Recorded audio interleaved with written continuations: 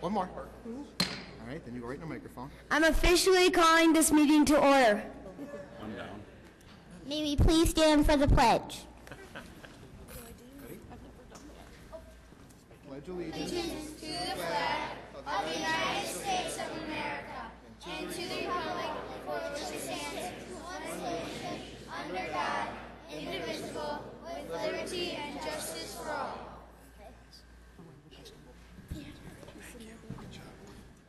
That was the Emmanuel Lutheran Grade School third grade class. How about a round of applause?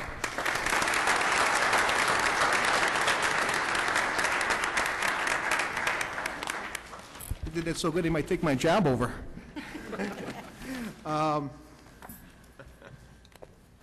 Good evening, everyone. Today is Monday, April 19th, 2010, and I welcome everyone to our official council meeting. Next on the agenda, before I actually call the roll, I would ask for the, excuse me, let's make this meeting official. I'd ask Clerk Spencer to call the roll. Gutenkopf. Here. Pezek. Here. Shea. Absent. Leader. Here. Rose. Here. Graham. Here. Hipskin. Here. York. Here. Nybo. Absent. Healy. Here. Morley. Here. Kennedy. Here. Mulliner. Here. Wagner. Here. 12 present, 2 absent. 12 present, 2 absent. We have an official quorum.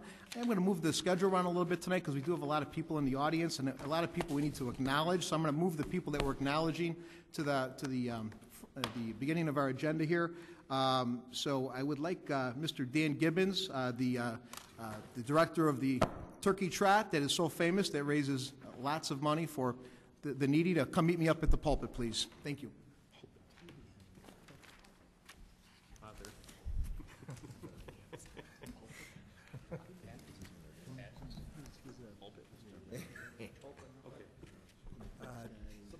Just so everyone is aware, every year we run a turkey trot, and it was founded by a young man who had a vision of raising money for the hungry that need so much the ability to have food and shelter, etc. Dan started the race, I believe, with 74 people at the first race, the first Elmhurst Turkey Trot, and I had the privilege of being up in the bucket with him this year and saw, gosh, about 6,000-7,000 people in attendance on a day that was pretty cold, and it was amazing. I had the goosebumps as I was up there and realized how many people that we help every year and how many people from Elmhurst step up every year to help this great cause. So with that, I'd ask Dan Gibbons to say a few words on the great things he does. Thank you.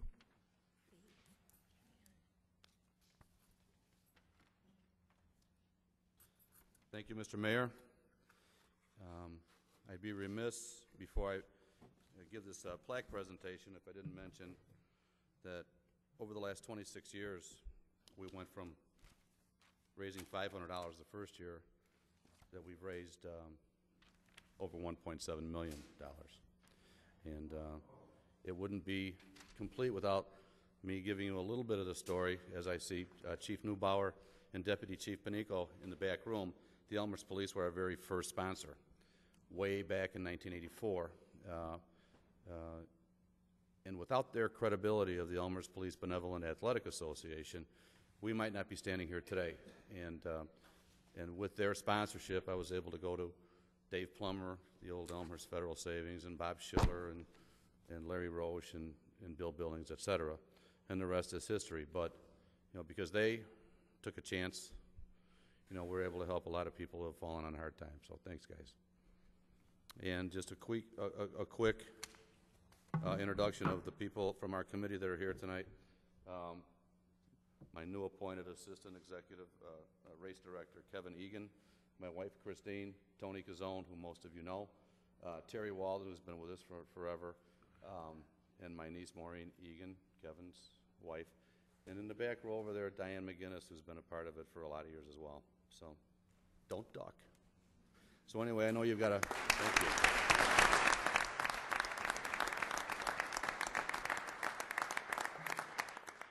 I know you've got a very full agenda tonight. Come on up here, Mr. Mayor. I'm going to read to you the plaque. It's very attractive. I hope you hang it proudly somewhere. and it reads, "The annual Dan Gibbons Turkey Trot Committee recognizes and shows appreciation to the City of Elmhurst for 26 years of community partnering and helping our Thanksgiving Day event improve the quality of life for our neighbors who have fallen on hard times." Presented this 19th day of April 2010 with my signature. And this for you. Thanks, Danny. Thank you.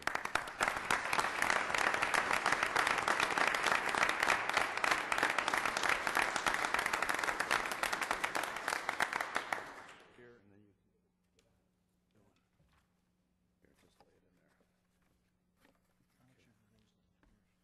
1.7 million. Yeah. So anyway, and I know, just a final note, I know that the city's been so good to us, and I know in these hard times, these hard economic times, and there's a lot of tough budget decisions to make. Whatever you decide, we'll roll with it the best that we can. And besides the police's support, without the city services and the permission of what you grant us, it wouldn't happen either. So thank you for helping it make such a great community event. Thank you.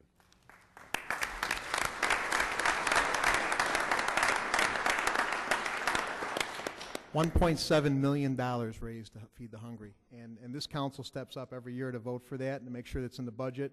And I think I don't think there's any doubt in our minds we're going to continue to do that. Dan Gibbons is a great man who's done great things, and I am proud that he is a citizen of this town, was born and raised, and these are the type of people that make Elmhurst, and the people that come out and run in it every year and or walking in or do whatever, but they're there. And so we thank Dan, we thank his committee. I see a lot of familiar faces, as usual. And so God bless and thank you for all your help, everybody. Yeah.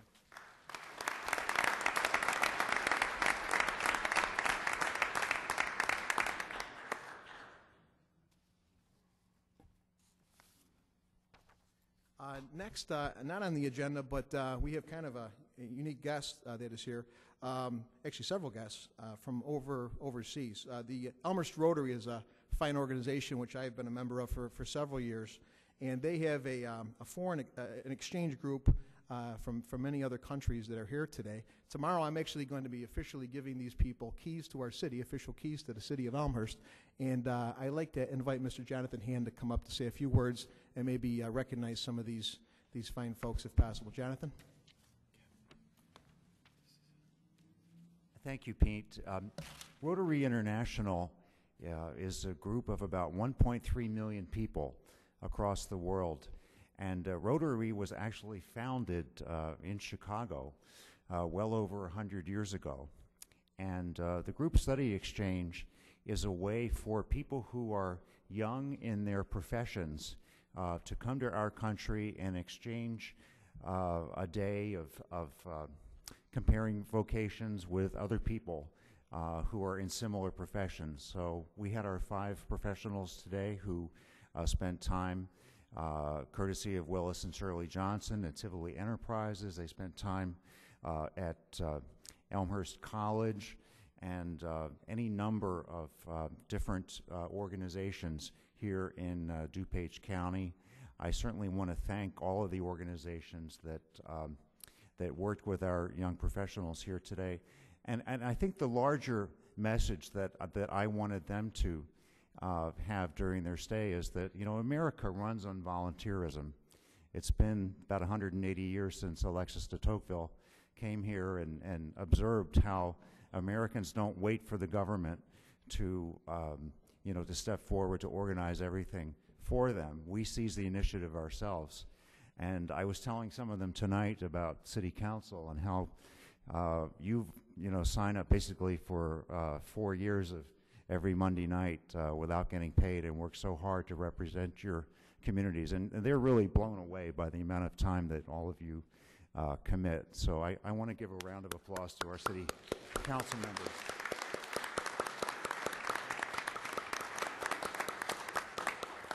Just briefly, I want to introduce our 5 team members who are here from the Guadalajara district, Guadalajara, Mexico, of Rotary International. And if you could all just stand up, Miriam Zulima and Jacob Gonzalez and Liliana Perez and Maria Paredes and last of all, Paco.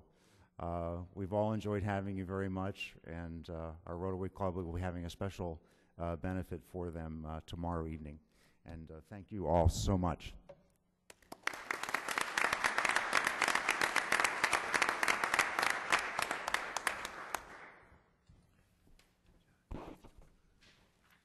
Thank you, Jonathan, and thank you, Elmhurst Rotary, and for all of the advocates out there that do such great things. We appreciate all the acts of volunteerism and advocacy that you do. So, next on the agenda is a public hearing. It's a proposed annexation agreement between the City of Elmhurst and Elmhurst Memorial Healthcare, and I am basically calling this public hearing to order. The next item, excuse me, I'm reading this, I apologize. The next item on the agenda tonight is the duly noticed public hearing for the proposed Second Amendment to the annexation agreement between the City of Elmhurst and Elmhurst Memorial Healthcare. Lillian Corin and Shirley J. Bubitz. A copy of the proposed Second Amendment to the annexation agreement has been available for public inspection at the City Clerk's office. And at this time, I would entertain a motion to open the public hearing on this matter. Alderman Hipskin, second by Alderman Mulliner, and discussion. Okay, hearing no discussion, I ask for a vote, please. Roll call. Or we can do this by voice vote, I believe. Voice vote.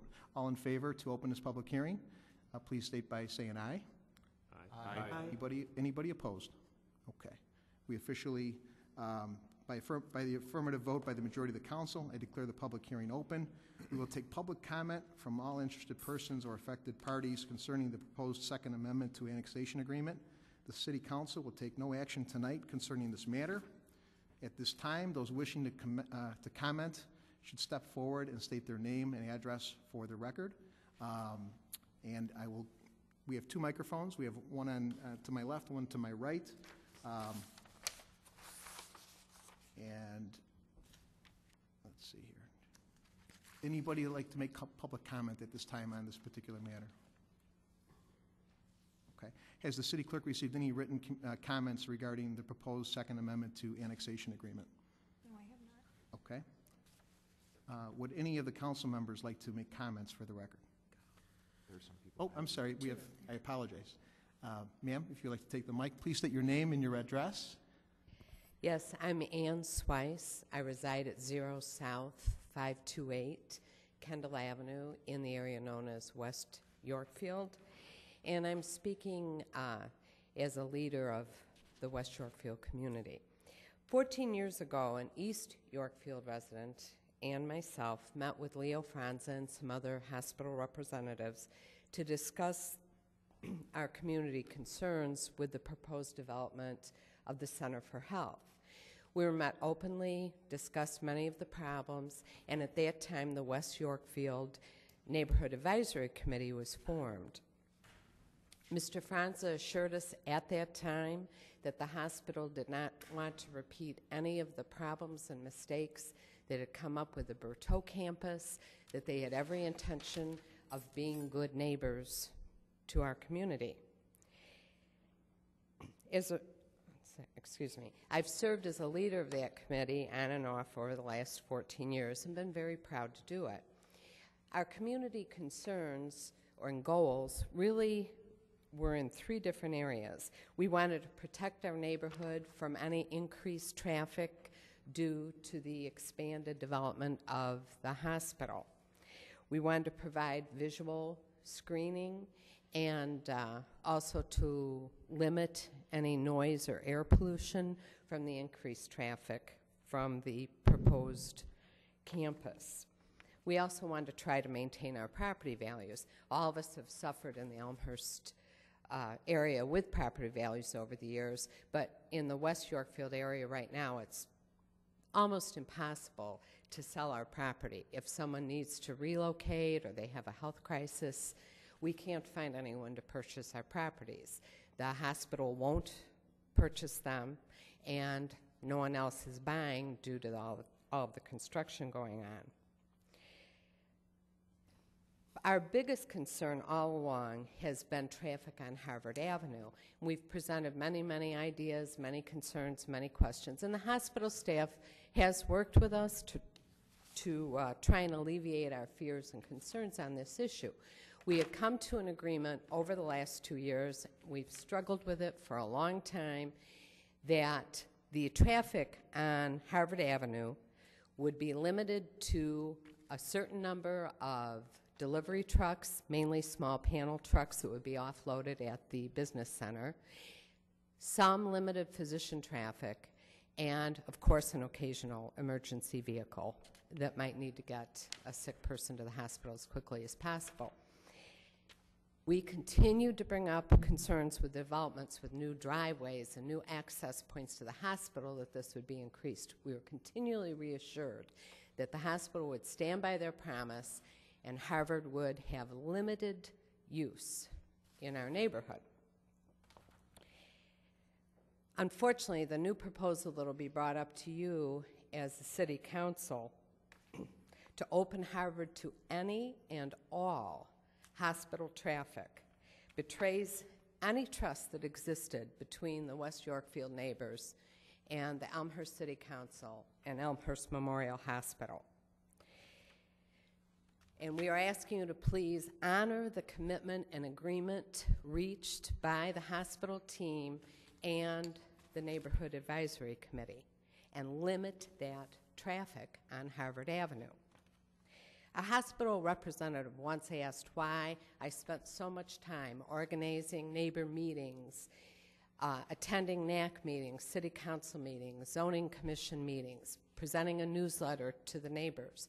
And I told him basically I'm an altruist. It was the right thing to do. Someone had to do it. We were a community with a severe, severe problem, crisis really, facing us. It was just the right thing to do. So now I'm asking you as the City Council and Elmhurst Memorial Hospital to do the right thing and honor the agreement reached between the West Yorkfield neighbors and Elmhurst Memorial Hospital to limit Harvard Avenue traffic in order to provide safety to the residents that are remaining in that area. Thank you. Thank you, Miss. Before we go on to our next speaker, because we do have a public hearing tonight and many things on the agenda, we did have a school out here today. I would invite the students who had come out. If you want to stay for the meeting, you're more than welcome to, but we may be going on for a while. So parents and students, if you would like to, maybe if you want to leave at this particular point, you're more than welcome to, and I give you time to clear the room so that we don't interrupt the other speakers as they're speaking. Likewise, Rotary as well. If you want to stay, you're more than welcome to. But we've got many things on the agenda, so don't feel funny if you decide to clear the room at any time. So, and I'll give a couple seconds so you guys can do that. Go ahead.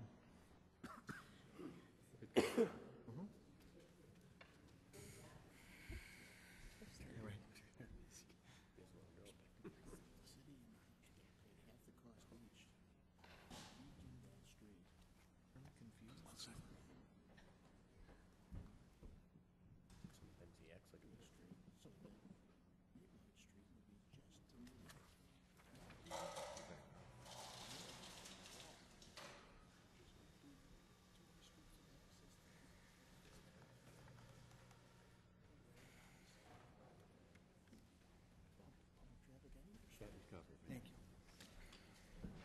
In case everything breaks out ahead again. All righty. I apologize about that, but I wanted to give some courtesy to some of the school kids and parents. This gentleman here, would you like to please state your name and your address? Good evening. My name is Daniel Cusack, C-U-S-A-C-K, and I live at 0 South 579 Kirk in West Yorkfield. Over the last few years, Elmhurst Memorial Hospital and the City of Elmhurst have told the West Yorkfield residents many things that have turned out not to be true. For example, 1, the hospital has sufficient parking and will need no additional land north of Harvard and west of Kendall. 2, opening Harvard to York is necessary only for minimal dock deliveries. 3, the land designated as Lot 2 will be used for parking only. 4, the Energy Center will be a small, unobtrusive structure. 5, In consideration of the hospital's negative effects on marketability of the homes, the hospital will work to purchase any home to be sold north of Harvard. And 6, the hospital will minimize the development's impact on the neighborhood. A cynical person would think that the hospital and the city, working together, have conspired to deceive the residents on essential aspects of the development, with the goal of acquiring properties below market value to complete the comprehensive plan.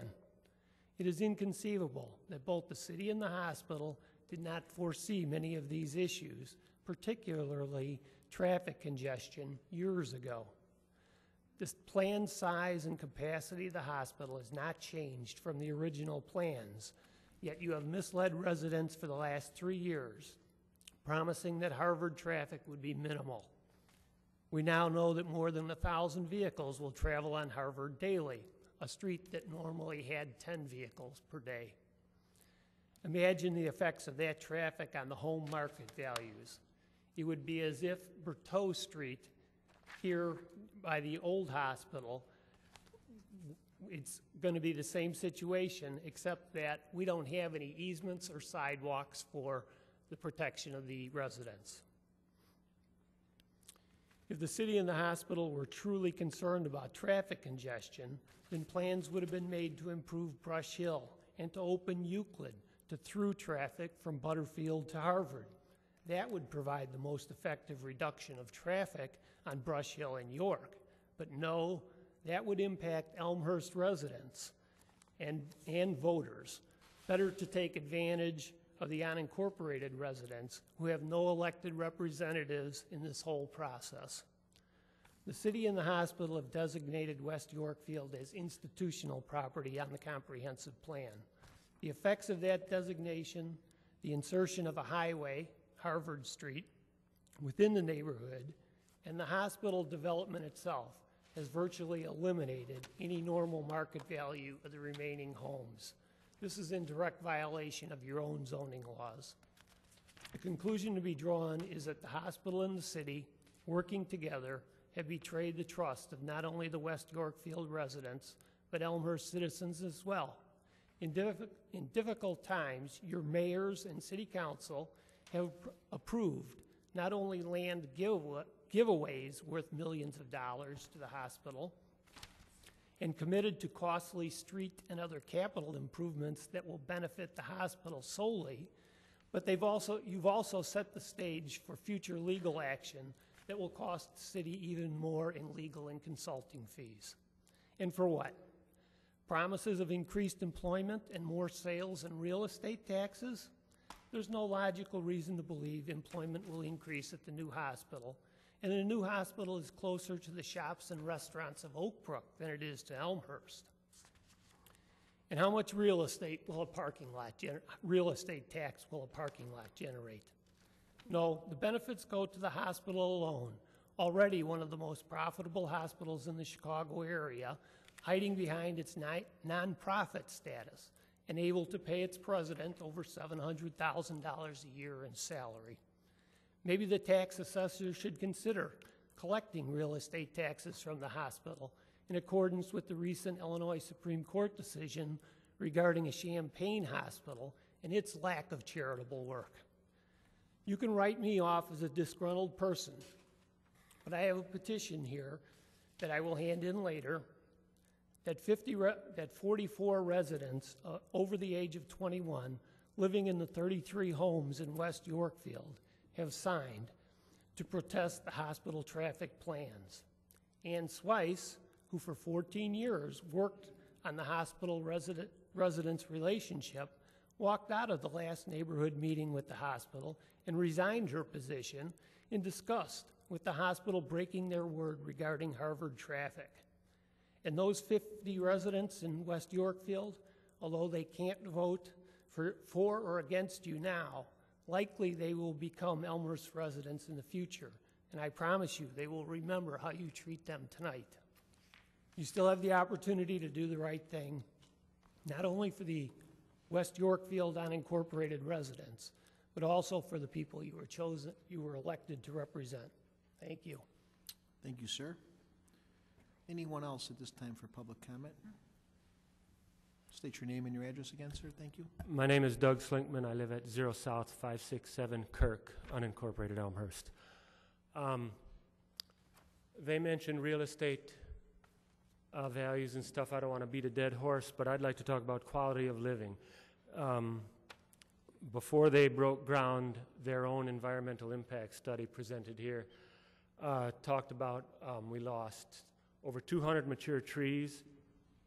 Now the final parking lot, we're going to lose between 40 and 60 more mature trees. We're going to be having parking lot lights installed into what, right now we don't have a street light south of Lexington, and we've liked it that way. The addition of this Harvard Street, it's going to be 30-some feet from the closest front door of a house. If anybody wanted to live on York Road, we would have bought on York Road.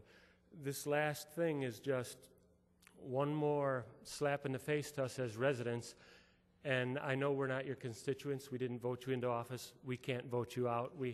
This is our only say. So we're asking you, please consider our quality of life has just been dramatically affected in a number of ways that, well, we find hard to recover. So please consider this last thing, the Harvard Street problem, and try and do something about it. Thank you. Thank you, sir. Anyone else for public comment for this public hearing? Sir?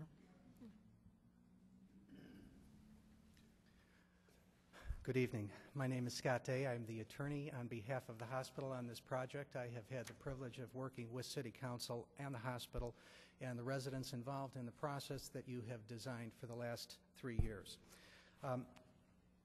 The project that you are dealing with has been documented extensively. The procedure that you have defined as a city incorporated multiple public hearings for phase 1 of the project.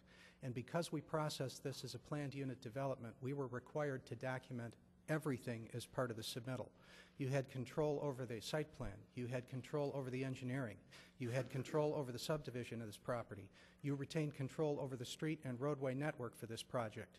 You controlled the appearance and the elevations of this project, and all of it had to be documented and submitted in great detail through the process. I add that simply by saying this. The process that the city has defined for governance of this project is transparent. It requires public notification to everyone in the neighborhood. There has been extensive public input and hearings as part of the process that you have defined. This procedure is documented. Everything that the hospital said in the process is in writing. It's in your files. We've prepared computer disks to document it for you. Your process does create transparent governance. 2, the information that we have provided and the statements we have made on behalf of the hospital are in writing. They are detailed. They are part of your official record, and they're available to anyone who seeks them for the Freedom of Information Act of the state of Illinois. Anybody who cares to find out exactly what the hospital has committed to has access to the documentation, and it's all in your records. We stand by the presentations we have made. We have gone to great length to make sure that we have documented and recorded everything that we have said on behalf of our application in this case, and we believe that we have been accurate and consistent throughout. There are fundamental misunderstandings that a few of the neighbors maintain in this case. They believe that something has occurred that has either changed the position of the hospital or that they have been misled in some way. I believe that this is based on misunderstanding either of the process that they're involved in or the statements that were made on behalf of the hospital through the years. But you do not see people tendering to you documentation that established that the hospital lied, and that's because the documentation proves that they did not. You are encouraged to do the right thing as it relates to this application. We think that the right thing is in the best interest of all the residents of the area, all of the people of the city of Elmhurst. We believe that the process you have designed has achieved that. Your Plan Commission and your previous City Council approved this project. The approvals that we seek tonight as part of this annexation are in an extension of the previous approvals in this case, and we stand by the accuracy of the records that we've submitted. We'll be happy to answer any questions you may have. All right. Would any council members like to make comments for the record?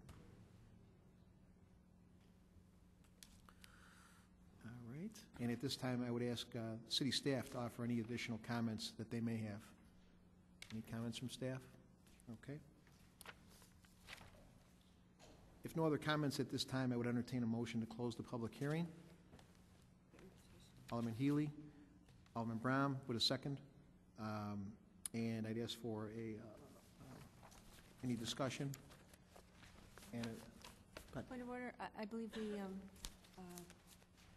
resident mentioned that he had a written petition. Are we taking written petitions? I did ask that earlier, any written petitions, but I'll ask it again if need be. But we do have a motion and a second. If you have any written petitions, if you could please present those to City Clerk Spencer at this time.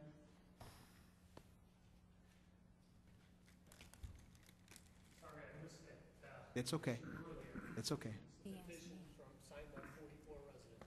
Thank you very much. Thank you. For the record, those petitions are submitted. And I do have a motion and a second. Any discussion on that motion to close the public hearing? Hearing none, I'd ask for all in favor. We can do this by voice vote. Please state by saying aye. Aye. Aye. Anybody opposed?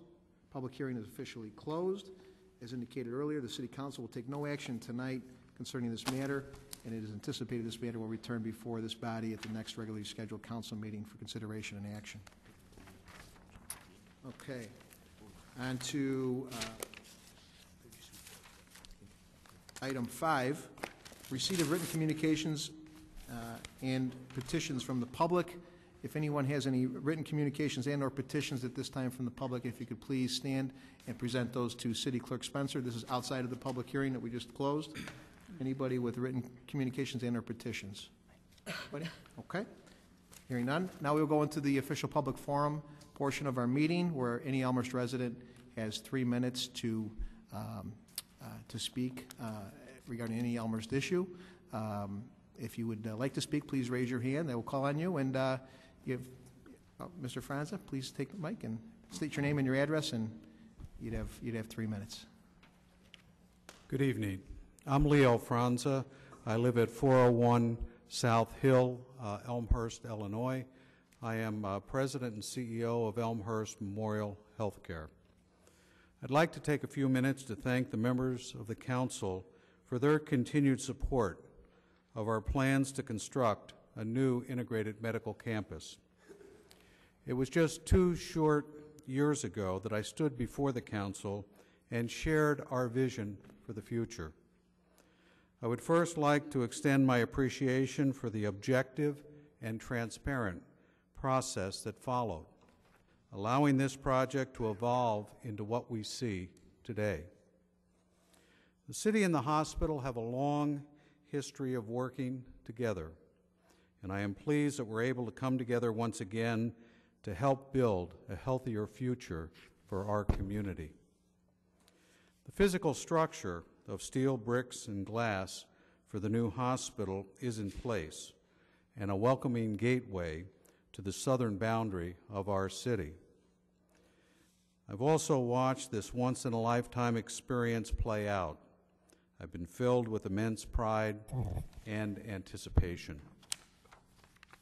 But I know the most impressive aspect of this project is yet to come.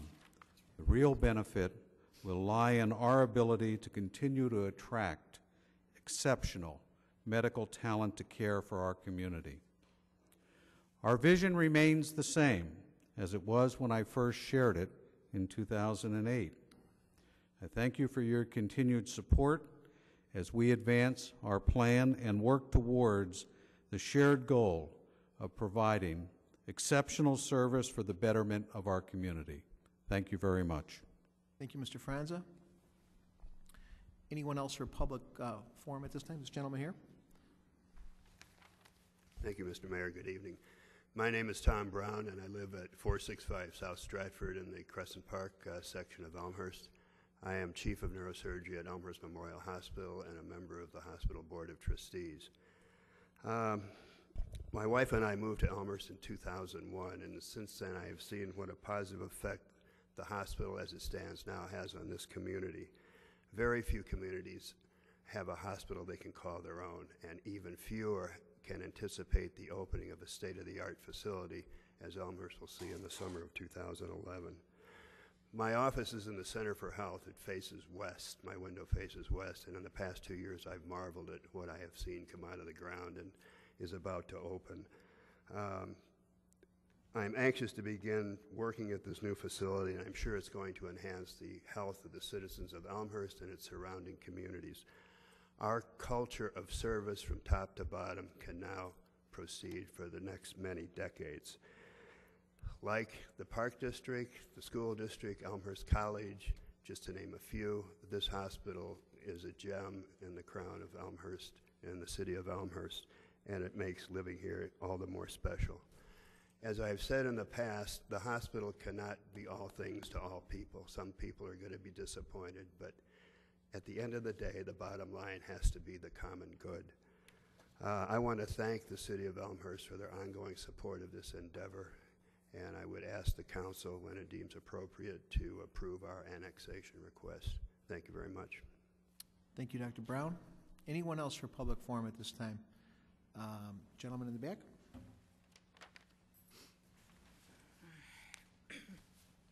My name is Daniel Cusack, and I just have a couple things to say about the comments that were just made.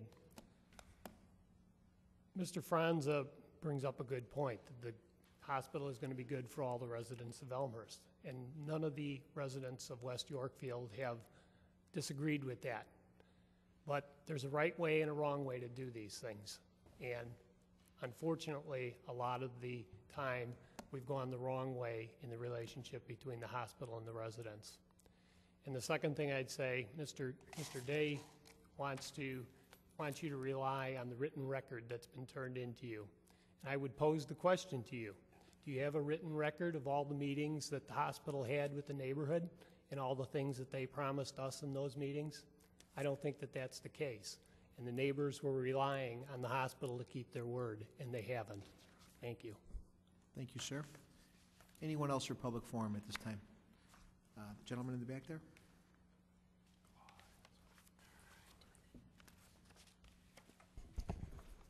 My name is Claude Pogich. I live at 566 West Gladys. My comments are in regards to the mayor and the city manager's statements about the FOIA last week. The discussion was about cost. No discussion was about why the bill was ever passed. There was a report in the paper today that 20% of the American public trust their elected officials.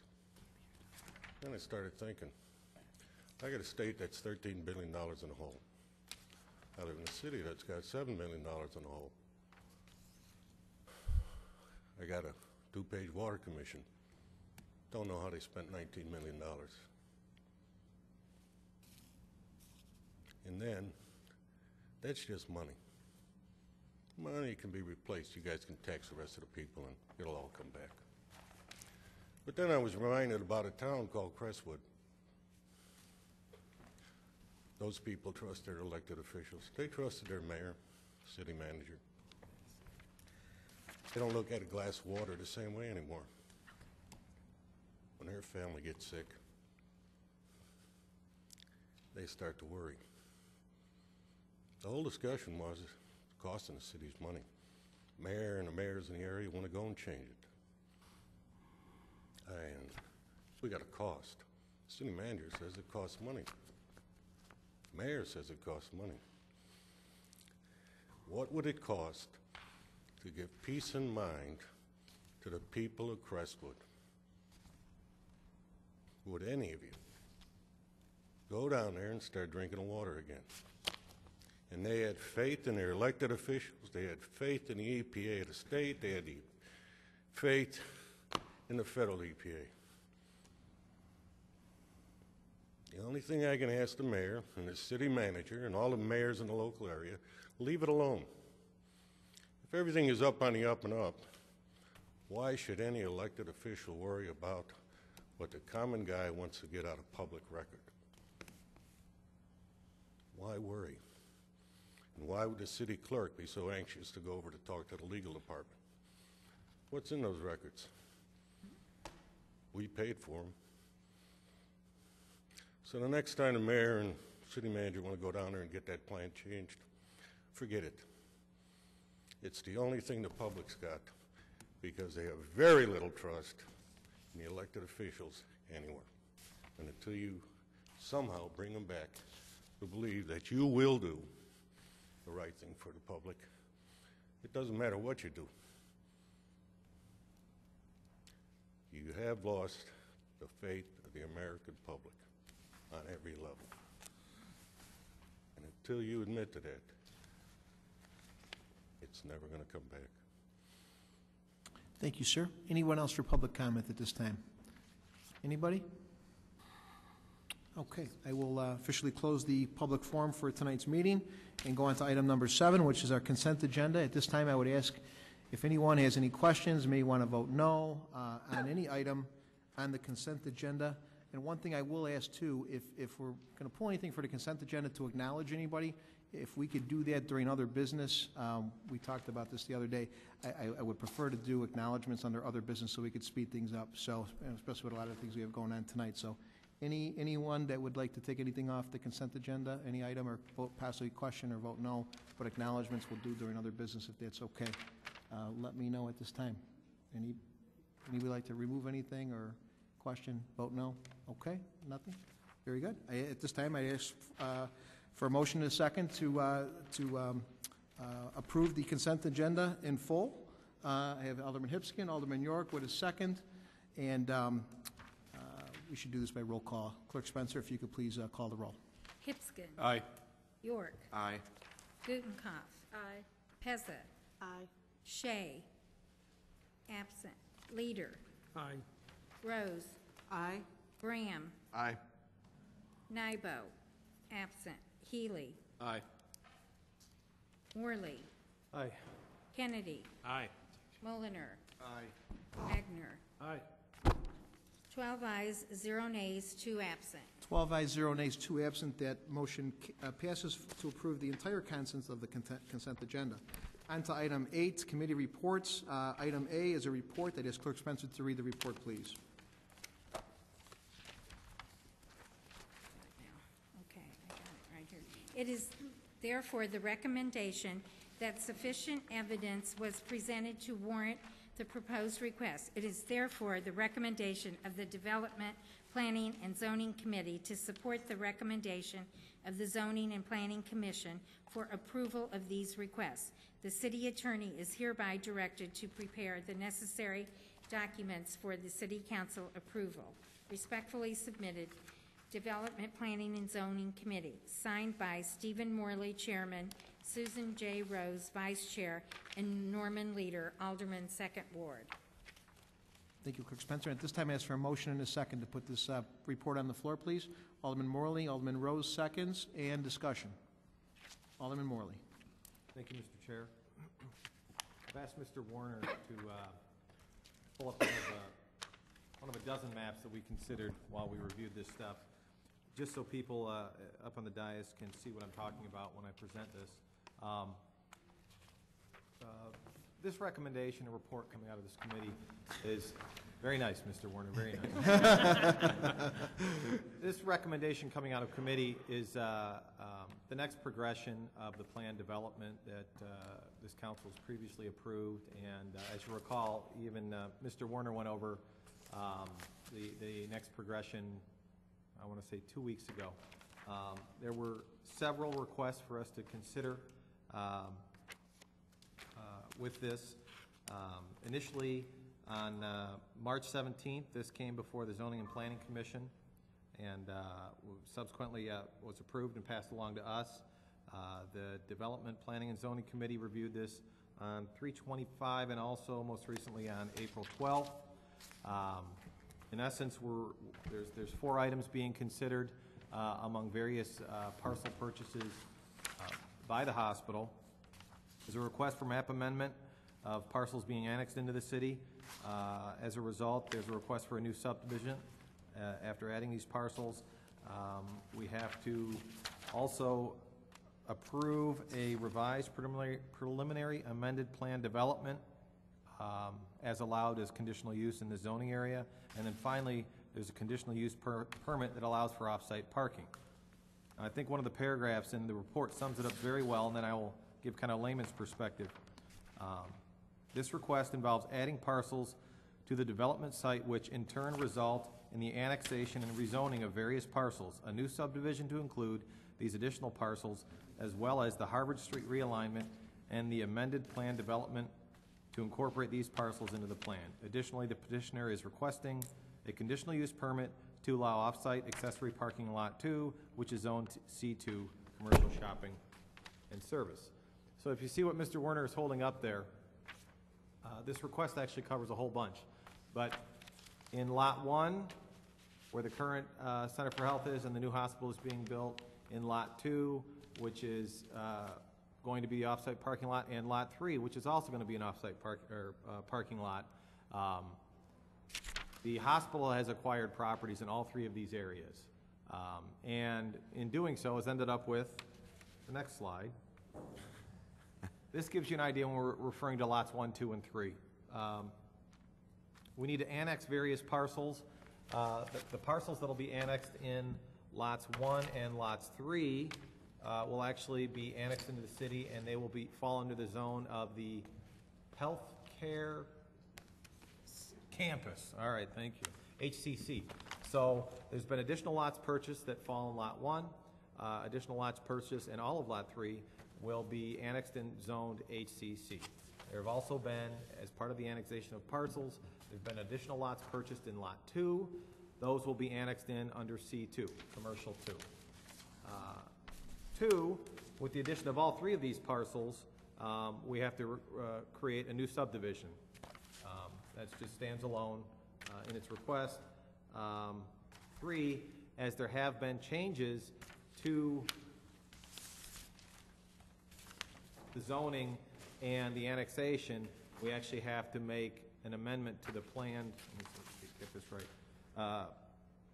An amendment to the amended plan, development plan, if that makes sense. Is that right, Dan? I got that right? Okay. And then finally, if you look at lot 2 itself, that is zone C2. That's been previously discussed, that ultimately I think it's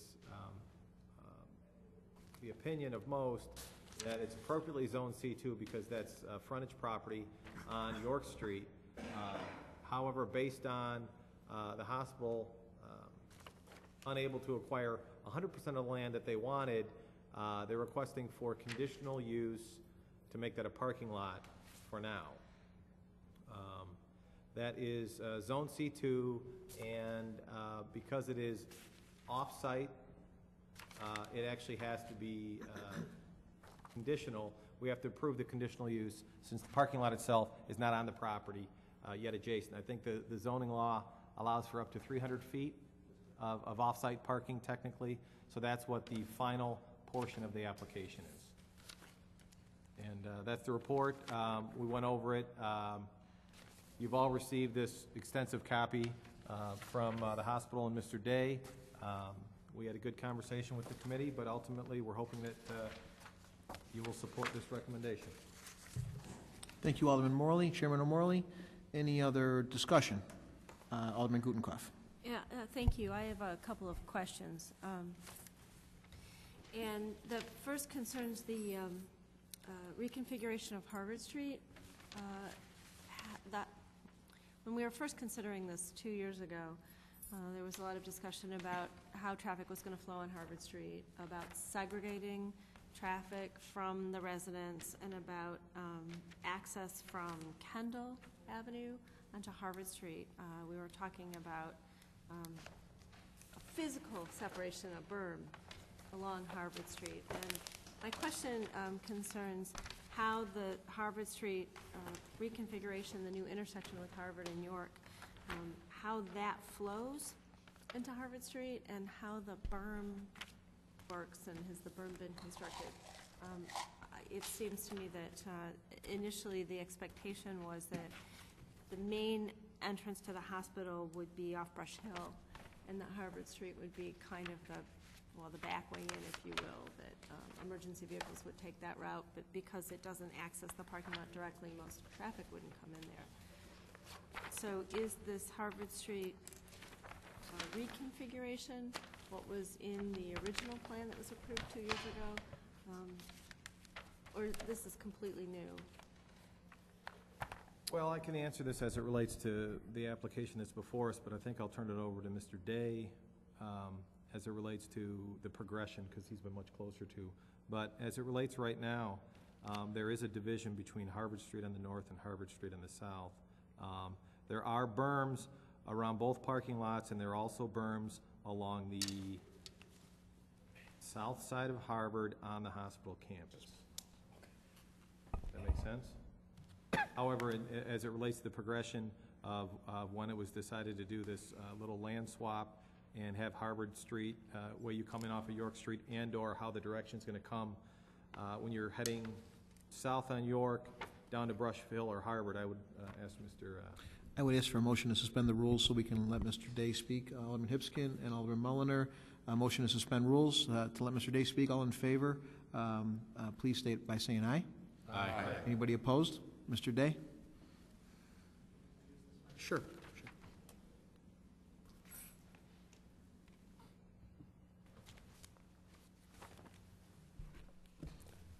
The question, as I understand it, and please repeat it, my hearing isn't very good, and you have a very soft voice. As I understand it, you were concerned about whether or not there's been a change in the engineering separation of Harvard Street as a result of this extension of the original plan. The answer simply is no. Through the original process, some of you will recall that Harvard was indeed a key focus of discussion through the hearings. As we progressed from the public hearing into the Public Works Department and continued meetings with the neighbors, there was a request to divide Harvard into two streets. There was a median that was agreed upon to separate the north side of the street from the south side of the street so that the residential traffic would be exclusively on the north side of the Harvard median and the hospital traffic would be exclusively on the south side of the median. That configuration is identical to what remains in the plan today. So the residential traffic is separated from the traffic that will be accessing the hospital along Harvard. As it relates to the principal ingress-egress to the facility, that does remain Brush Hill. There is a light at that intersection. However, with this plan, the portion of Harvard that's changed is you can see that where Harvard previously joined York Street, where it joins it today, is a certain distance south of where it was deemed optimal. And our traffic engineers, working with your traffic engineers, deemed it would be better separation to move that intersection further north with a 90-degree access point. So you straighten out the interchange. That's the change that's been built into this configuration. But the separation of Harvard north and south remains the same. So Harvard had been kind of a funny curve, and now it'll be a T intersection. That's exactly right. Any other discussion? While Mr. Day is up here, any pointed questions possibly for him? Okay. Any other discussion? Any questions? Hearing none. Oh, I'm sorry. Alderman Mulliner. Yeah, I'll just make a couple of comments. I want to make sure that everybody knows that I'm totally in favor of this.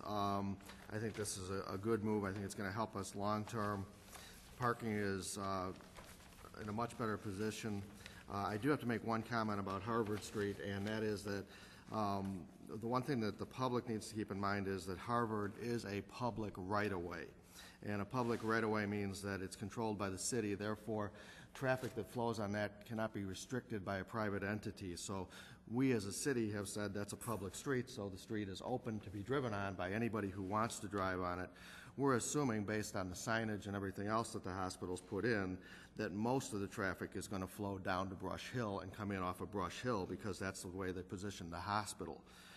But as you look at the way the parking lot's been put in and look at the traffic studies, it makes all the sense in the world to allow traffic to flow in both directions there for the employees as well as other people who need to come in from the back side of the hospital. So to me, this is a very logical thing to do, and I don't think it's going to have as much of a negative impact because of that separation that's already in place on Harvard. Okay. Thank you, Alderman. Any other discussion? Hearing none, I ask clerk. Actually, we can do this. Approve. Let's. Report, but we should probably do it by. Clerk Spencer, if you can please call the roll. Morley. Aye. Rose. Aye. Gutenkopf. Aye. Pezza. Aye. Shea, absent. Leader. Aye. Graham. Aye. Hipskin. Aye. York. Aye. Nybo, absent. Healy. Aye. Kennedy. Aye. Mulliner. Aye. Wagner. Aye. 12 ayes, 0 nays, 2 absent. 12 ayes, 0 nays, 2 absent. That motion carries. That report carries. On to item B. It's another report. I'd ask Clerk Spencer to read the report, please. It is therefore the recommendation of the Public Works and Buildings Committee to vacate and dedicate certain right-of-ways contained within the proposed Elmhurst Memorial Hospital annexation agreement as outlined above. It is further recommended that the city attorney prepare necessary documents, that said documents be executed by the appropriate city authority to allow for this transfer to occur. Respectfully submitted, Public Works and Buildings Committee, signed by Jim Kennedy, Chairman, Michael Bram, Vice Chairman, Pat Shea, and Chris Healy. And at this point, it is for a motion and a second to put this report on the floor, please. Alderman Kennedy, second by Alderman Bram, and discussion. Alderman Kennedy. Okay, thank you, Mr. Mayor. This issue came up before the Public Works Committee a number of weeks ago, and it's pretty simple in terms of vacation process. There were 2 parcels, those being on Kirk and Fillmore, as part of the vacation process. Those were never part of the city of Elmhurst. Those were always part of the Yorkfield area. And so we were going to handle those in the same process as we did with previous vacations related to the Center for Health. The other piece is related to Harvard, which Alderman Morley was talking about earlier. And really what we're doing there is trading land between ourselves and the Center for Health. And the net result is we get a little more land than we gave up. So it's a pretty simple process. We're following precedent, and we're getting a little bit back on the second piece of it. So pretty simple stuff. Thank you, Alderman Kennedy. Any other discussion? Hearing none, I'd ask Clerk Spencer to call the roll, please. Kennedy. Aye. Graham. Aye. Gutenkopf. Aye. Pezza. Aye. Shea, absent. Leader. Aye. Rose. Aye. Hipskin. Aye. York. Aye. Nybo, absent. Healy. Aye. Morley. Aye. Mulliner. Aye. Wagner. Aye. 12 ayes, 0 nays, 2 absent. 12 ayes, 0 nays, 2 absent. That motion carries, and that report does carry. Thank you. Thank you, Mr. Day. And I'd like to interject. I think the hospital is a great project. We're moving forward, and it has been a gem for Elmhurst. I think, in my own personal opinion, I think my family knows a little bit about real estate. I think the property values are going to do very well over there. And having a parent that lived, both my parents lived by the hospital, and when my parents sold their house, they did extremely well. So I personally think that it's a great asset for our community. It's a win-win for the entire community. And I think in the end, those property values over there are going to keep on progressing and being very strong. So thank you for all your help, Mr. Franza. Thank you. And Mr. Brown, my mother's neurosurgeon, I just heard the name, and now I put a face with the name, so I heard great things about Mr. Brown. So, on to item 9, reports and recommendations of appointed and elected officials. First update is from myself. I will talk about the Water Commission briefly. Oh, pardon me? Okay. I spent a couple of days down in Springfield yesterday trying to work with Mr. Cronin, Senator Cronin, who I think in the end is trying to do the right thing and reform the commission. There was a considerable error made by the commission, although I am trying to work with the senator on a win-win. His bill has definitely, I think, done what he has intended it to do, and it's opened up dialogue between mayors and the senator and the county to put checks and balances in place so that this does not happen again. I encourage Senator Cronin that mayors have equal representation at the table, which he has promised me he would make happen. It's going to be a struggle, but I think in the end the senator has excellent intentions, and we will have a win-win. Again, spent about half of my week down there making sure that Elmhurst had a seat at the table, and in the end, hopefully, we will have a win-win, and I will keep the council apprised of that as well. So, but I do thank our senator for stepping up and again, trying to do the right thing. There are questions, there are concerns, and after speaking with the senator about the main items, which I think municipalities are concerned about, it's the sales tax rebate, about keeping the money separate so it can't be tapped into by the county, having an equal seat at the table. He has guaranteed me that will take place, whether it's under the county or whether it still stays as a separate entity. So with that, I will work with the senator to have a win-win and hopefully get this issue resolved here in the near future. So I will keep everybody posted. Second item that I would like to report on is the Western Access. We did a press conference actually last week. Many of the mayors, all in DuPage County and several in Cook County, as well as commissioners from both counties, were in attendance to show support for probably one of the nation's largest transportation project soon to be, and that's connecting O'Hare to the western suburbs through DuPage County, and also bringing southern access from the western side of O'Hare Airport to Elmhurst, right at 294 and Grand Avenue. So it was a very good showing of support, not only from all the mayors, literally all the DuPage mayors were there that are affected, and all the Cook County mayors. So I think we probably have, in years past, there was a lot of division over the airport, a lot of division over Western Access. Is it good, is it bad? I don't think there has been ever been more unity by municipalities, county, federal people to get this project done. So we're looking forward to seeing, Tollway hopefully handling this. We passed a resolution of that nature, and we're all looking forward to trying to get more access to our community. As the mayor, I am trying to get more access to Grand Avenue to bring traffic to our car dealers, which are struggling. We just got our sales tax report in. We are still in the top 20 suburbs in Chicago area for sales tax, which have all, by the way, declined across the board by roughly around 10 to 12%.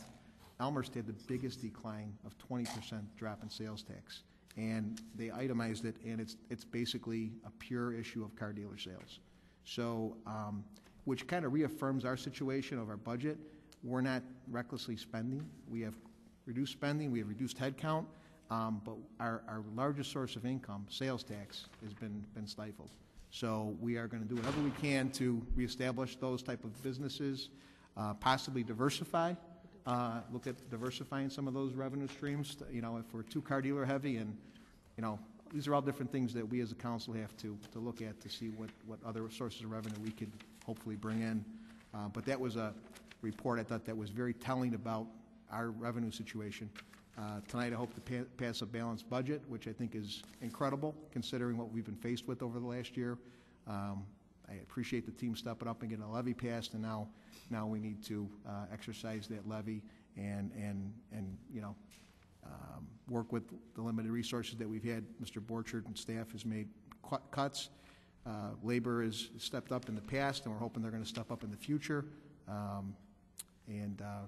Those are three major areas that I wanted to bring to your attention. And lastly, and actually I would have to say equally as important because seniors are on the top of my list, Chairman Jordan from the Senior Commission asked that I mention about senior chore days and the need for volunteers.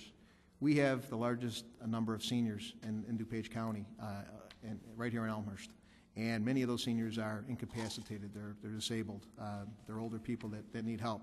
And once a year, we have a springtime where volunteers will come out and help a senior. They'll do yard work, they'll help them fix up their house a little bit, and take the burden off the senior that oftentimes can't do these types of tasks. So unfortunately, we have way more seniors than we do volunteers. So if anybody out there watching, any volunteers, any council members from the community would like to volunteer, I ask that they contact the DuPage Senior Citizens Council at 630-620-0803 at extension 11. It's 630-620-0804 at extension 113. And I encourage volunteerism in our community. We've got great organizations like the Rotary and Kiwanis and ECAF and Kickoff for Kids and all these great organizations. So but these seniors could really use our help, and I wanted to make sure our senior commission was heard, and they wanted me to mention it during my report today. That's all for me. Any aldermen with reports? Alderman Healy. Do you have dates for those? You know, I do not. I believe it's coming up, excuse me, let's see here. The first 3 weeks in May, spring cleanup. There'll be raking, yard work, basic things that most people can do. So nothing that, you know, no plumbing repair, electric repair, anything like that. These are basic, you know, fundamental needs that these seniors need help with their homes. So first 3 weeks in May. So I encourage people that want to volunteer to call as soon as possible, given that we're at the April 18th. Yeah. So Alderman Brown. Thank you, Mr. Mayor. Two things. One, you mentioned Western Access, which is with the O'Hare expansion or modernization or whatever they're calling it nowadays. Western Access is always a thing of on my mind as well. So I appreciate you attending and being our voice. I'd like to make a request as well. If we could, we as a council could know about these press conferences or press releases prior to show some support as well. I'd appreciate that, especially being potentially impacted on the north side of town. The other thing, a little bit lighter note, I passed it around to every alderman. In the Tribune this weekend was an article about skunks, and I know they've impacted me personally and some of my neighbors, and I've made a proposal in the past in regards to the city doing something different in regards to skunks, which is a bad time to make a suggestion when we're debating about if we can afford general operating services, let alone doing more to prevent skunks in the neighborhood. But I just thought it was interesting that other communities are suffering the same problem. This was documenting Evanston.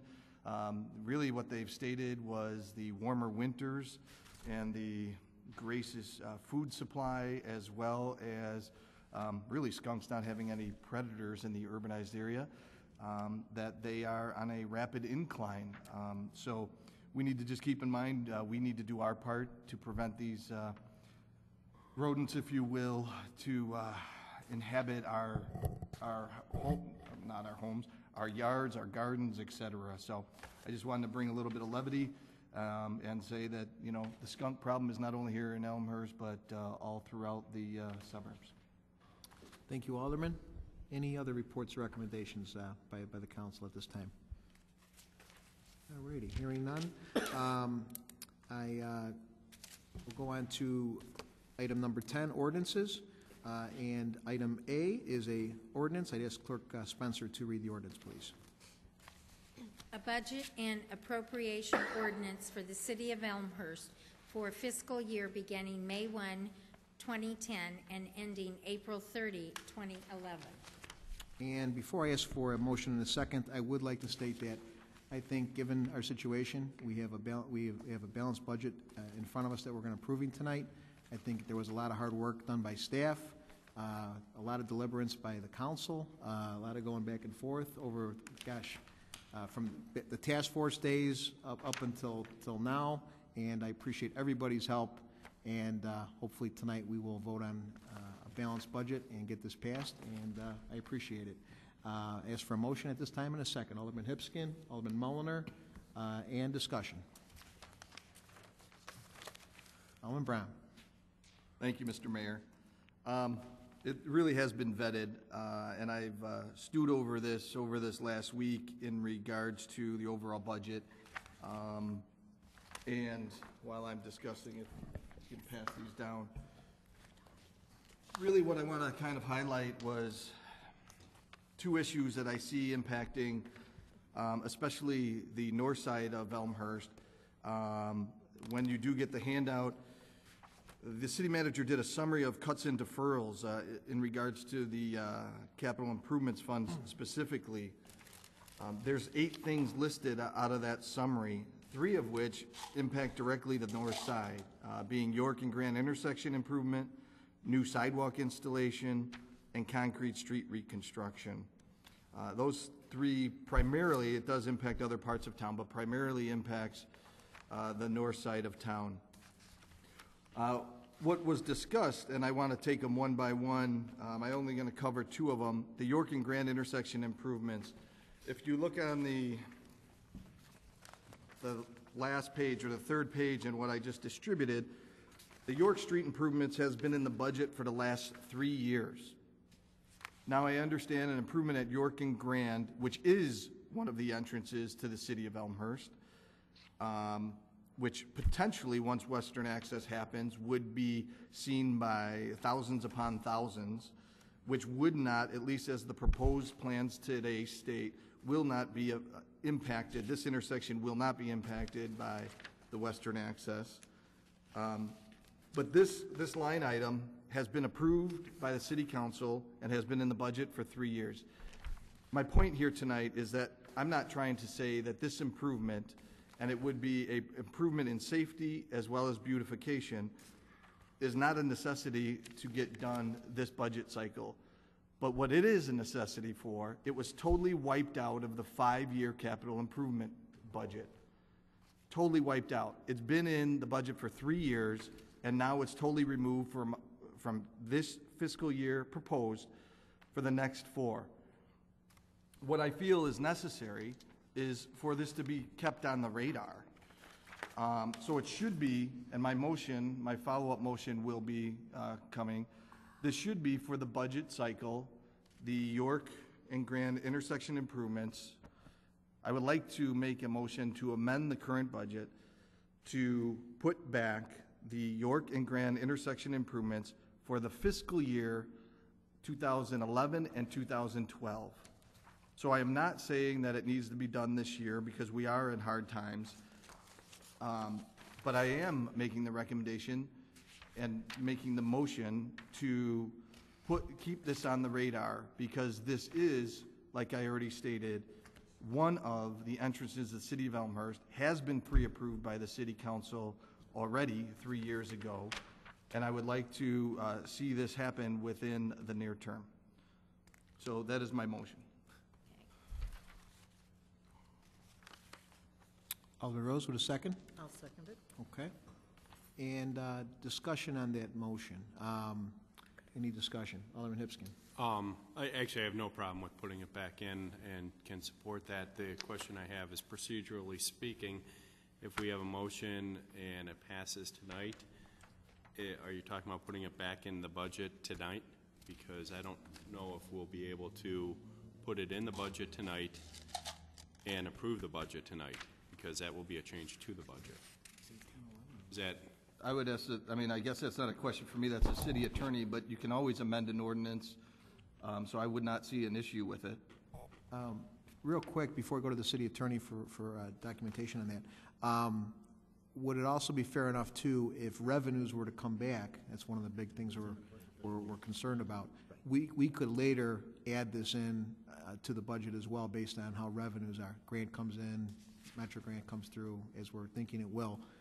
So just to keep that in mind, but I will allow the city attorney to answer that question, but just food for thought, because I think there's a lot of people with a lot of wants, and I hate to have this get out of hand where everybody's going to be wanting their little things to be put back in the budget, and we don't get this approved tonight. But City Attorney Storino, could you elaborate?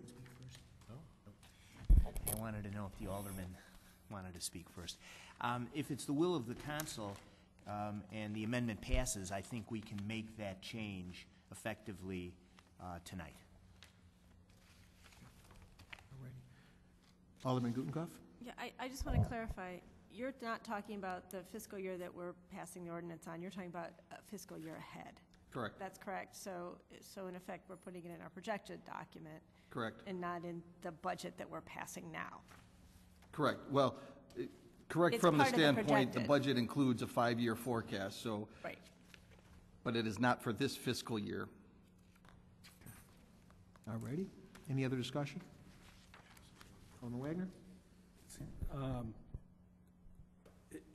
City Manager Borchert, I'm all for making sure we keep an eye on making sure this is part of the 5-year plan. Alderman Brown? Chair, isn't that something you can bring up at the next review of the next budget instead of changing it now? City Manager Borchert? From a budget officer perspective, City Manager, response. The budget, once approved, is defensive spending. We've worked that term between the council and the staff. The council approves the fence. Just because it's approved in the budget doesn't mean that everything in the budget is spent. Typically, significant dollars are not spent that are actually appropriated. Every effort is made every year to only spend what's needed and necessary. Certain expenditures, if in excess of $20,000, there'll be a committee meeting review and then subsequently a city council approval of larger items, even once they're in the budget. I certainly understand Alderman Bram's desire to keep the Grand and York entranceway improvement on in the 5-year capital expenditure program. He is correct. It was deleted in this most recent cycle. It's not the only item that has been on the 5-year capital in the past that isn't on the 5-year capital that's in the 10-11 budget book. However, his motion is fair and appropriate. If approved, York and Grand would go back in the 5-year capital from a tracking perspective. There have been various early estimates of range of improvement costs. There is not currently, at least, revenue to the 5-year capital that's in your budget book has got 3 years of positive numbers, fund balance, and 2 years of negative numbers. So there were a lot of capital expenditures removed from that 5-year capital to keep it at least after the 5th year on the positive side. There's some cash flow issues. It's all an estimate. And with that said, certainly putting York and Grand back in the 5-year capital for a tracking perspective is appropriate. There's not revenue anticipated at this time that could finance it. On the other hand, the whole Grand Avenue corridor is one that we're tracking associated with the east-west access to O'Hare Field and then that South Ring Road that would ideally, at least as planned, roll back to 294 at about Grand Avenue and hopefully with ramps. So things would be needing to change as that project is more specifically understood. Alderman Rose. I mean, in reality, this is really like attaching a sticky note to the budget that says, don't forget us in the north side. That's really all this is, to include this in there. Don't forget. Keeps it on the radar screen. We really aren't expending any funds at all. So I think for Northsiders, this is a really important one to just put back into. It's really a reminder more than anything else. So I urge us to vote for the North End sticky note. Thank you, Alderman Rose. Well said. Any other discussion? Hearing none, I'd ask Clerk Spencer to call the roll, please. Graham. Aye. Rose. Aye. Gutenkopf. Aye. Pezza. Aye. Shea, absent. Leader. Aye. Hipskin. Aye. York. Aye. Nybo, absent. Healy. Aye. Morley. Aye. Kennedy. Aye. Mulliner. Aye. Wagner. Hard to vote against the sticky note. It is hard. Aye. Exactly correct. 12 ayes, 0 nays, 2 absent. 12 ayes, 0 nays, 2 absent. That motion to amend does carry, and that amendment is a sticky note in the 5-year budget, as well explained by Alderman Rose. And now back to the original motion on the table, which is the ordinance to approve the budget as amended.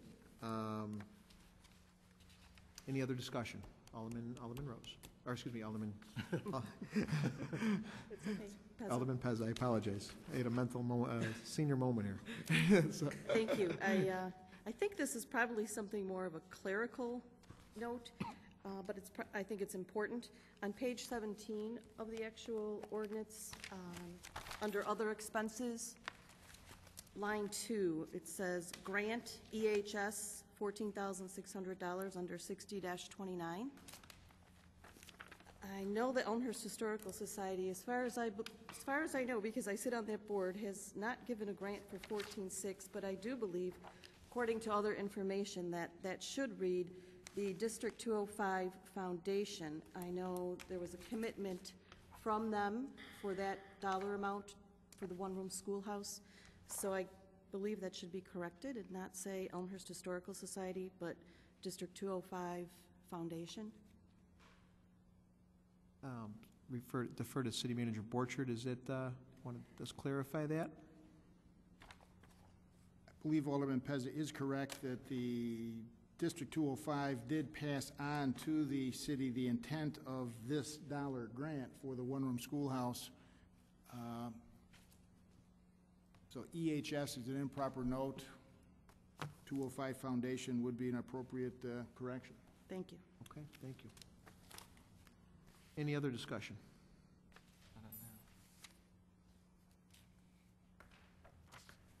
Discussion, I'm sorry. Alderman Gutenkopf. Thank you, Mr. Mayor.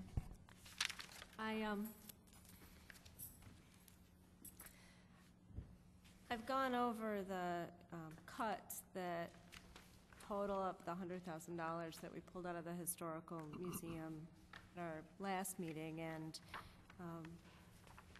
while I'm deeply disappointed that we targeted one particular department and didn't blanketly cut the city budget overall, and I'm extremely concerned that these cuts are going to handcuff the museum and really hamper the kind of work that they do and the community service that they offer and the connection to residents that this museum stands for.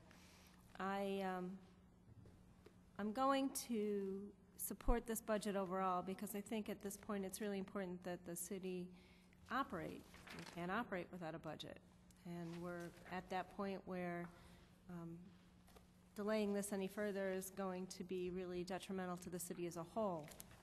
But I wanted to be sure to express my deep concern for the museum's ongoing ability to operate, and to hope that when the economic conditions turn around, we'll be able to revisit each and every one of these budget lines and restore to the museum the funding that we've cut, because this is an important part of our city. It's not fluff. It's really goes to the core of what this community is all about. And I think it's very important that we keep that in mind and that we wrap this up as a very difficult year, and unfortunately one particular department took a disproportionate hit in the budget. Thank you. Thank you, Alderman Gutenkopf. Well said, and I see Alderman Rose with a hand up. Alderman Rose. Oh, I'm sorry. Thank you. Stretching, or you got? No, I'm not. I actually have something to say besides scratching my head. I would like to actually echo that, and I think in the budgeting process, for those who have not been through this before, it's a endurance test in many ways. There's many things in this budget some of us like, some of us don't like. I want to be very clear in saying that I will support this budget. This is a painful budget. I don't really like this budget. But I really wanted to be able to voice my strong opposition to what I consider to be the gutting of the Historical Museum budget. I really want to be even stronger than Alderman Gutenkopf to say. I would really hope at some point we look at this and we don't wait real long to look at this. I think that this, I'm opposed to it, but line by line, I suspect everyone here could find one thing they're opposed to just as strongly as I'm opposed to this. So I would encourage all of us to pass this, but I just want to be very clear. I actually was very opposed to those cuts and hope strongly that we relook at it at some point in the future. Thank you, Alderman Rose. And I think we will be watching revenues, and as revenues hopefully come back, I think we can hopefully come back and possibly take back that cut or make it less than what it is. So, and I echo the two aldermen. Any other discussion? Alderman Brown. Thank you. This is the second half of what I was mentioning before in regards to new sidewalk installation. It's the same theory behind it. This was postponed in the current, or being proposed to be postponed in the current capital budget by 2 years. I've received phone calls from some of the residents on Howard that would like to see the sidewalks move forward. It's kind of late in the year to probably see it happen this year, but I would like to be prepared if the funds are there, so I would like to make a motion to reinstate the funding for the new sidewalk installation for the 11/12 year. Okay, and a second by Alderman Rose? Second that. Okay, and discussion? Sounds like we have another Alderman leader. Right now in the second ward on Gladys Street, we're in the middle of a very difficult neighbor versus neighbor struggle. And we went through this last year, and there's no point in repeating it, except that the struggle is not over, because there have been a number of factors that have arisen lately that are impacting this situation. I received a number of phone calls over the weekend from residents on Gladys. I felt then, and I feel now, that a primary problem is that only one side of a street is necessary to vote in a special service area to create sidewalks.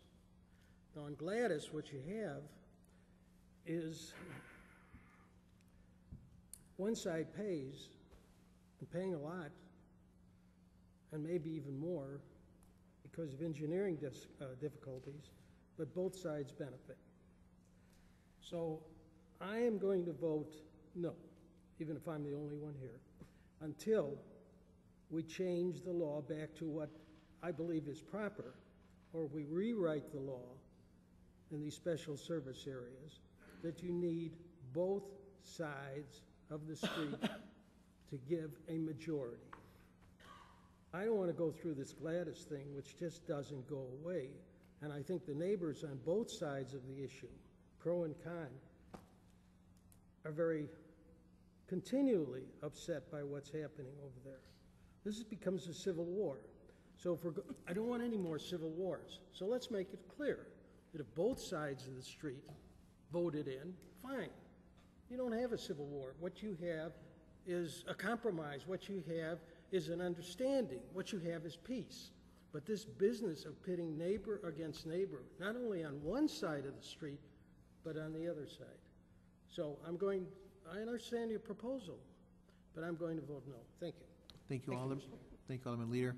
And again, this is another post-it note for next year. Is that what we're doing, basically? I see agreement there. Alderman Mulliner. Yeah, I have a little bit of concern about, I supported the concept of the post-it note on the first one kind of reluctantly because, I could go through every one of these cuts right here and say, would you put them back in as post-it notes? I can go through every single one. Well, I guess what I prefer to do is ask city manager to keep these things on his radar and keep a record of these, and when we come into the budget time the next time, bring these forward, whether they're in our official document or not. We all know we want these things done. We want this done. We want the museum restored. We've got a dozen things, each one of us, that we want done, and we could sit here tonight where we've spent the last 6 months debating the budget. We could spend another 8 hours tonight debating the budget, whether we want to put in a post-it note for this or a post-it note for that. I think we need to have the respect for the staff, that the staff will go forward with keeping an eye on these projects that they know we want done and keep track of them and bring them forward during the next budget cycle. And we have the responsibility as elected officials to echo our concerns and make sure that those are brought forward to the staff before they develop the next budget. So I guess what I would prefer to see us do at this point is to request to just make sure that city staff keeps track of each one of these different items, and as we move into the next budget cycle, let's do what we have to do and to see if we have the funding to do it, rather than going through here and saying, let's do a post-it note for each individual one of these. I understand the concept of what you're trying to do. I fully support it, but we all have 100 projects that we could come up with. I could come up with a dozen for the 7th Ward, just just sitting here without any trouble at all. I don't want to do that to city staff. I think city staff knows what needs to be done in the city. They know what we've talked to them about, and they're going to follow through and do those things. So I guess that's where I'm at, and I wholeheartedly support what you're trying to do, but I just think there's a more effective way of doing it. Thank you, Alderman Mulliner. Well said. City Manager Borchert. Just a comment, there was a list of the items removed from the budget, specifically called out, page 401, 402, and in the budget transmittal letter from the manager, there was a final paragraph recommendation that because of such an extraordinary budget cycle, that it was recommended, is recommended, and still recommended that the city staff and the finance committee with the city council watching and then getting the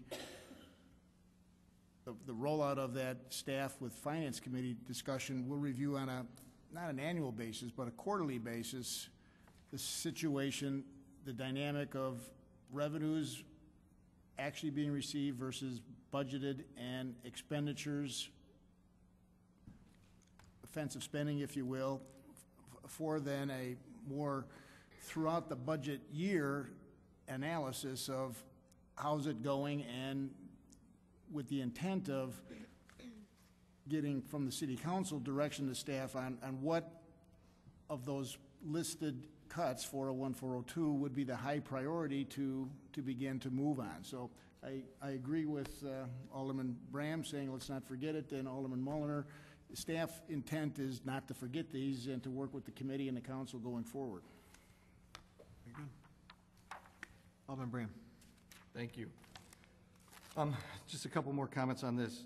In regards to Alderman Leader's comments, I think there were some very good ones. Those are policy discussions on the sidewalk installation policy that, you know, the Public Works Committee did touch on, and we need to pursue further. In regards to, you know, are there multiple line items that people can go through? What I view over my terms here is that capital, it's getting late already for me, capital expenditure budget, it's a 5-year plan. And if by the current proposal for the 5-year plan, in my eyes, we're sending a message to the residents that would like new sidewalks, or at least like to pursue it, that we're not going to consider you for 2 years. That's not the message that I want to send. It's a brand new program, just started the last, whatever, couple of years. It is a plan, plans change, but when the budget is revisited, who knows what happens in the future. If City Manager Borchert decides to take an early leave, I don't know if I want to go back to his desk looking for a sticky note, a literal sticky note saying that, yes, Alderman Bram and others have stated concern that we should put this in 11-12. This is the official method to document the plan, and this is the message that I have been requested to bring forth and send by, you know, at least the residents of the 3rd Ward. So therefore, that is my motion, and I hope you all support it. Thank you, Alderman Morley. Call the question. And ask Clerk Spencer to call the roll, please. Bram. Aye. Rose. Aye. Gutenkopf. Aye. Pezza. No. Point of order, is this on calling the question? Oh, that's right. You have to do I a think voice. it's called a question. Oh, okay. But since no one challenged the chair, that basically the question was called. That was my understanding. But if I wasn't operating under the right understanding. Right. So this is on the motion or the It was call to on- question? This is on the. Point of order, is this on call the on the question? actual motion, because no one challenged. No, if anyone challenged the chair, I would have asked for a roll call vote on the call the motion, the call the question. But since nobody I just challenged, need to know how I'm going to vote. there you go. Very good. So this is a This is on motion. the main motion. Yes. On the main motion, correct. Got it. No, it's on the amended. On the main motion with amendment. Okay. It's on the Bram amendment. Bram posted. I'm going to go back to Alderman Pezza. No. Shea, absent. Leader. No. We got Hipskin. Sure. Yes. York. No. Nybo absent. Healy. No. Morley. Aye. Kennedy. Aye. Mulliner. No. Wagner. No. Okay, it looks like 6 ayes, No. 6 nays, and 2 absent. 6 ayes, 6 nays, and 2 absent. Congratulations. My second tie. Look at this. Over sidewalks. Where there are sidewalks, there is no peace. In order to be consistent to my sidewalks, I vote yay. The motion passes. So, Consistency. but again, it's a posted note in the budget. I would recommend that we don't go through these line by line, because we could be up here all night, and after last Monday's meeting, I don't know about you guys, but I was rather tired. I think we got a great staff that'll watch things for us, and as money comes back for a museum and for other things that we feel strongly about, the rear yard drains, and Alderman Pez is big on that, we can re-add to this budget. This is a map, a balanced map that fortunately we've worked hard to achieve. It ain't the best budget, but you know what? It's balanced. It's I see task force members out there in the back. I see Chairman Diamond, who was chairman of the task force. I see Melville Walker. A lot of people worked hard on this to get us where we're at. So we're going to work through these next couple of years, but I think balancing this budget, given these difficult times, is important. So we're back to the original motion to amend the ordinance. Any other discussion? Hopefully no more amendments. But Alderman Gutenkopf, go ahead. No, actually, I have a question. Because I see that our total projected revenues, which does not include contributions of fund balances, is 104 million and some change. And our total projected expenditures are 126 million and approximately the same amount of change. I'm just curious as to where the extra 22 million is coming from to balance the budget. City Manager Borchardt, I'll let you handle that one. Alderman Gutenkopf, where are you at? I'm sorry, on the amendment, and the, listen. On the budget ordinance, page 38 is the total revenues, and page 30 shows the total expenditures.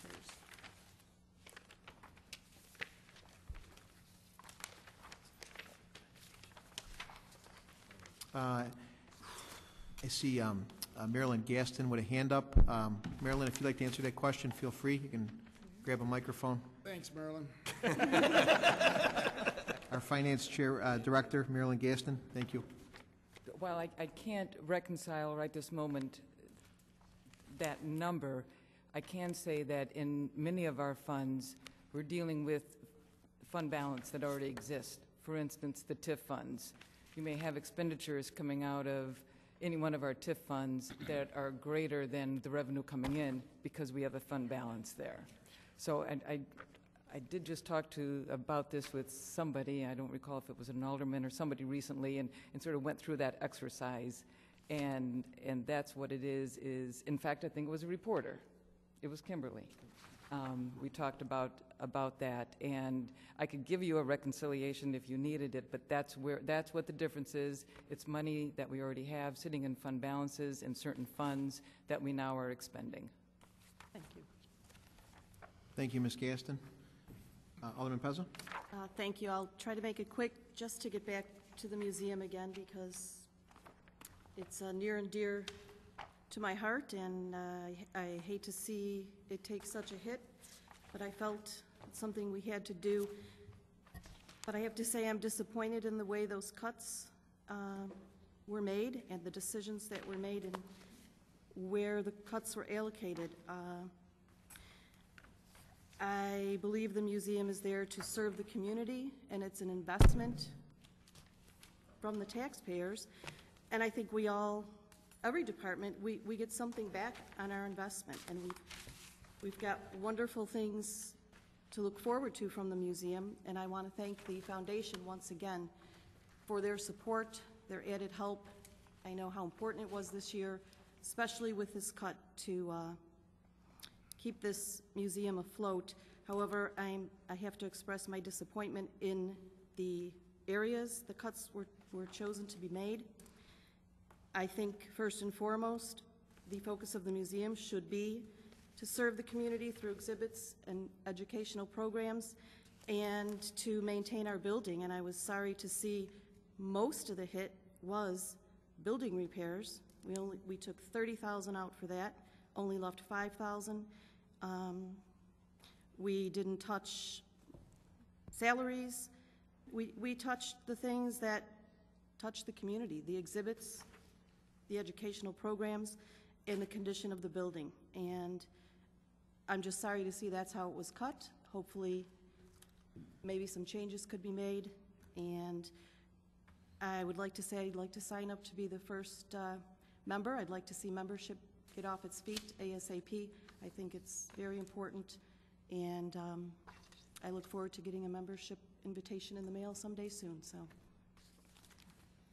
Thank you, Alderman Pezza. Any other discussion? Hearing none, I'd ask Clerk Spencer to call the roll on the ordinance, please. Okay. Hipskin. Aye. Mulliner. Aye. Gudenkauf. Aye. Pezza. aye. Shea, absent. Leader. Aye. Rose. Aye. Graham. Aye. York. Aye. Nybo, absent. Healy. Aye. Morley. Aye. Kennedy. Aye. Wagner. Aye. 12 ayes, 0 nays, 2 absent. 12 ayes, 0 nays, 2 absent. The ordinance to approve the budget does pass unanimously, I must note. And on to item B, another ordinance. I ask Clerk Spencer to read the ordinance, please. An ordinance reserving and authorizing transfer of volume cap in connection with private activity bond issues and related matters. And at this time, I ask for a motion and a second to put this item on the floor. City Attorney Strino, do you have We a need to waive, I think, our local rule, because this was on our report? on our report. Consent agenda? Report. Okay. The suspension of the rules is in the report. Point of order. Okay. So I'd ask for a motion to suspend the rules on this ordinance, please. Alderman Morley with a motion and a second by Alderman York to suspend rules so we can vote on this ordinance. We can do that by voice vote. All in favor to suspend rules, please stay aye, please. Aye. Aye. Anybody opposed? Okay. Rules are suspended, and we'll go back to the ordinance. Alderman Hipskin? With a motion, and Alderman York with the second. So we have this on the floor for discussion. Thank you. So, brief comment on this. We go through this annually. This is a private activity bond volume cap. Really what we're voting on tonight is allowing us to have this cap in place for the entire year of 2010. If someone applies for it, we will have the ability to have it. It's really pretty simple. It's procedural is all we're doing. We're not making any decisions on bonds or anybody to give it to. Pretty easy stuff. Okay, very good. Thank you for the explanation, Alderman Hipskin. Any other discussion? Hearing none, I'd ask Clerk Spencer to call the roll, please. Hipskin. Aye. York. Aye. Gudenkauf. Aye. Pezza. Aye. Shea, absent. Leader. Aye. Rose. Aye. Graham. Aye. Nybo, absent. Healy. Aye. Morley. Aye. Kennedy. Aye. Mulliner. Aye. Wagner. Aye. 12 ayes, 0 nays, 2 absent. 12 ayes, 0 nays, 2 absent. That ordinance passes unanimously. And on to item 11, other business. Anybody with other business tonight that they would like to discuss? Anybody further?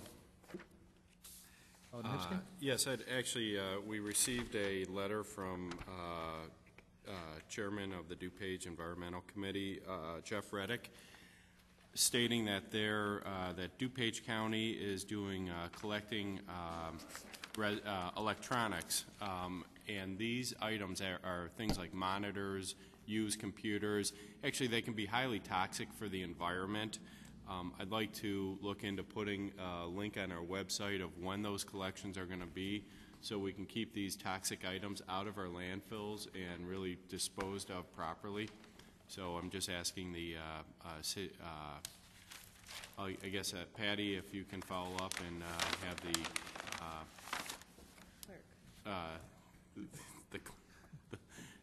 the nice clerk. The best clerk. The greatest clerk. The one and only. if we can follow up on this and make it available, make the information available to our residents, because so many of these computers and monitors are put into their garbage, into recycle and that type of thing, and they really are bad for the environment. That's it. Clerk Spencer? Well, actually, I could add on to that. I was at a clerks seminar where all the great clerks assembled, and we had, one of the topics was the environment, and actually Addison on May 15th is also doing that electronic recycling. So I believe I can put on the website too, where I can't remember their location, either their park district or someplace, but we can put that info as well. Is Addison trying to up on us again? That clerk don't over know. there, she's a sweetheart too, Lucille's apparel. So, Alderman Rose. Yeah, I want to support that and make sure that we publicize that. Last year at Greenfest, they had several trucks that they, huge, big panel trucks, et cetera. They filled these with electronic computer parts before 1 o'clock in the afternoon. So there's clearly a big need here in the community. People want to do that. So let's get that information to them and publicize it as much as we can. Any other business? Alderman Gutenkauf. Yes, in the interest of talking about recycling, I just wanted to announce that the Bicycle Task Force sponsored a bicycle collection over the weekend where they were expecting fewer bikes than they got. So they received over 70 bicycles donated by Elmhurst residents, and these will go to the Working Bikes Co-op to be refurbished and then given to people who need bikes for transportation and kids' bikes for families in need. So thanks to all the Elmhurst residents who showed up to donate their bicycles over the weekend. Very well done, and commend to Mr. Hull. I believe he was involved very much in that effort. He's the leader of our bike task force. I know he sent me some emails with some great pictures, and a lot of those bikes will go to kids that can really use them. So, any other business? Alderman Pezza? Thank you. I want to thank Clerk Spencer for your note regarding the little seminar that will take place at the Elmhurst Library Wednesday, May 12th at 7 p.m. This is something a lot of people ask me about, so probably people would love to know and attend. Craig Doval, the Supervisor of Assessments for the county, will present a general overview of property taxes for DuPage County. He will explain how to apply for discounts and exemptions and what options are available for seniors. He will also explain the property tax appeal process and deadlines. I think a lot of people are interested in that, and it would probably be very informational. So, Wednesday, May 12th at the library. Wednesday, May 12th. Very good. Any other business? Alderman Morley. Yes, I'd simply like to thank certainly city staff, specifically Mr. Borchert and Ms. Gaston, for all their hard work on the budget. Thank you. Very well noted, and a lot of hard work up here. So on both sides, staff and this council too. So and those task force people out there are still with us, and we appreciate them. Any other business? Okay, announcements. We kind of cover announcements. I know Art in the Park is coming up. Alderman Pez and I were trying to figure out the date, but it is coming up soon. Keep it on the radar because it's a big event up at Wilder Park. Roslong does a great job. I want to say it's May 23rd, but I'm not positive. Art in the Park? It's May 1 and 2. May 1 and 2. I was wrong. Okay, so good catch, and I'm glad we got it out there because, and leave it to Clerk Spencer. She's on the ball. She's great. So, Alderman Pezza? And one more quick note. Alderman Gutenkauf and I will be hosting a coffee and conversation together this time to support and get awareness for our art museum. It is on Wednesday evening, May 18th, from 5:30 until 8 p.m. Very good. Anybody else? Announcements? Anything? Okay. If not, hearing none, I ask for a motion to adjourn. Alderman Mulliner, Alderman Hipskin, all in favor? Aye. We're adjourned.